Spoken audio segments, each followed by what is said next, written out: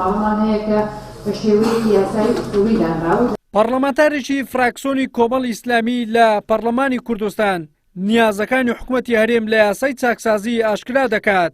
دەڵێت حکوومەت نێتی هەیە دەرماڵە ناجێگیرەکانی فەرمانبەران ببڕێت، بەمەش موچەی فەرمانبەرێکی زۆر کەم دەبێتەوە. شتی زۆر خەتەری تێدا بۆ خەڵکی. يعني مسألة شهيدان أما لآخر لحظة وآخر دقة صار السر ما كل لجنة ياساي دنا صدى هشتاي موتي همو بلاد قري الشهيدان دبره صدى هشتا. روپاک ئەحمەد پەرلەمانتاری فراکسیۆنی کۆمەڵ ئیسلامی لە لێژنەی یاسایی ڕایدەگەنێت بەپێی یاسای چاکسازی تەنها دەرماڵە جێگیرەکان دەستکاری ناکرێت، ئەوانی تر حکوومەت سەرپشک کراوە بۆ بڕینیان. دەرماڵەکان وێ بە یەک مادە دەنجی لەسەردرا بەداخەوە ئێمە داوای ئەوەمان کرد کە ئەو بەشە هەرلا ببردرێ و بۆ خۆم دەنگم بەوەدا کە هەر نەمێنێ ئەو بەشە، چونکە خۆی دەرماڵەکان تەنها بە حەود پاڵپش بە حەود یاسا بڕاوەتەوە بۆ فەرمانبەران، ئەوی تر هەمووی بەڕێنمایی و بڕیارە کە بەڕێنمایی و بڕیارە کامل لە سەلاحێتی ئەنجومەنی وەزیرانە دەتوانێت ئەو بڕیارانە بە هەر جۆرێک بێ دەستکاری بکە، بەڵام ناکرێت تۆ نێتی ئەوەت هەبێ کە دەرماڵە ببڕی بێ بە یاسا لە پەرلەمان دەریکەی.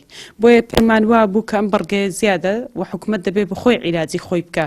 کاروبارە ئیداریەکانی کە لە چەند کابینەی یەک لە دوای یەکەکان کاروباری نایاسایی ئیداریان کردو دەبێ بە خۆی بێ ڕاستی کاتەوە، نەک بێ بە پەرلەمان و بە یاسا بیکە. بۆیە من پێم وا بوو بەشەکی ئەنی باش نییە لەو یاسایە، چونکە بەڕاستی حکوومەت نیەتێتی کە دەستکاری دەرماڵە ناجێگیرەکان بکە کە 156 کۆی موچە دەرماڵەیە، 144 موچەی ئیسمیە، 116 دەرماڵەی جێگیرەکانە کە نیەتی دەستکاریکردنی نییە، دەستکاری ناکرێ. ئەو پێش پەسەندکردنی یاسای چاکسازی حکوومەت و حیزبەکانی بەشدار لە کابینەی نوێیەم بانگەشەی ئەویان دەکرد بە پێی یاسای چاکسازی موچەی بندیوار و ناشایستەکان دەبڕێت، بەڵام روپاک ئەحمەد ئاشکرای دەکات بە پێی یاساکە بندیوارەکان بە یاسایی دەکرێن و هیچیان ئەو پلە و پۆستانەی کە بە ناشایستە وەریان گرتووە لێیان وەرناگیرێتەوە.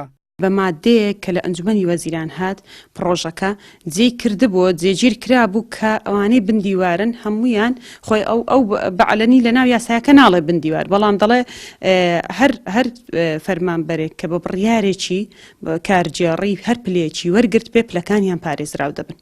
مانای چییە؟ ینی ئەوە لە چوارچێوی یاسایەک بەرگێکی یاسای بەبەردا دەکەن و نایانەوێ عیلاجی بکەن، نایانەوێ ئەوانەی کە بندیوارن هەموو فەرمانبەریان هەڵوەشێتەوە و هەروەها دامەزراندنیان هەڵوەشێتەوە، خەڵکی تریان بێتە جێگا. بۆیە ئەمە جێگای داغ بوو بەڕاستی. ئێمە لەناو هۆڵی پەرلەمانی شتێبینی خۆمان گوت و هەروەها زۆریش مناقەشە لەسەر ئەو بەڕگەیە کرا، بەڵام ئەو بەڕگەیە دوجار جێگیر کرا و هەروە بەدەنگدانی فراکسیۆنەکانی کە بەشدارن لە حکوومەت سەرجەم یاسایە کە دەنجی لەسەردرا کە بەڕاستی خەلەلی زۆری تێدا بوو. بە بڕوای فراکسیۆنی کۆمەڵی ئیسلامی یاسای چاکسازی ئەو یاسایانیە کە خەڵک ئومێدیان لەسەر هەڵچنی بوو، بەڵکو حکوومەت و حیزبەکانی بەشدار لە حکوومەت بەو یاسایە خۆڵ دەکەنە چاوی خەڵکو و دەیانەوێت لەسەر حیسابی هاوڵاتیانی هەژار داهاتی حکوومەت زیاد بکەن، ڕەنگە لە ئایندەیەکی نزیکدا کاریگەریە نەرێنیەکانی دەربکەون و ناڕزایەتی بەرفراوانی شەقامی لێ بکەوێتەوە. وەلی سەلیم، کەناڵی ئاسمانی پێم، هەولێر.